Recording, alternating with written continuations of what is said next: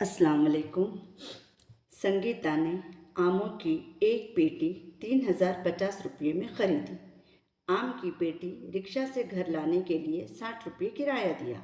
इस आम की पेटी को संगीता ने 2950 रुपये में फ़रोख्त किया, तो इस कारोबार में नुकसान हुआ कि नफ़ा, और वो कितना हुआ? तो चलिए इसको हल करते हैं। संगीता ने आमों की एक पेटी ख़रीदी, तो कीमतें खरीद कितनी है? 3050। अब रिक्शा का किराया भी उसने दिया, तो रिक्शा का किराया कितना हुआ? 60 रुपये। अब इन दोनों को हम क्या कर लेंगे? प्लस कर लेंगे। 0 0 0, 5 + 6 11, 0 + 1 1 और 3, यानी 3110 रुपये कुल खर्च हुआ। उसके बाद में संगीता ने 2950 रुपये में उस आम की पेटी को फ़रोख्त कर दिया। तब कीमतें फ़रोख्त करना यानी क्या? बेचना।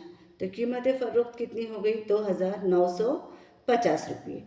अब 2950 रुपये कीमतें फ़रोख्त है, और यहाँ पर ख़रीद कर लाने का और रिक्शा का कुल खर्च है 3110 रुपये, यानी 3110 रुपये ये ज़्यादा है और 2950 ये कम है, यानी इस कारोबार में संगीता को नुकसान हुआ। अब नुकसान हुआ तो वो कितना हुआ? तो ये मालूम करने के लिए नुकसान बराबर खरीद तफरीक फ़रोख्त।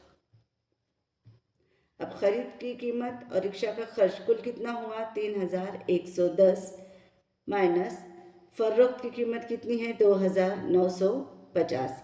इन दोनों को हम माइनस करते हैं तो हमें जवाब हासिल होगा 160, यानी इस कारोबार में संगीता को 160 रुपये का नुकसान हुआ। अस्सलाम वालेकुम।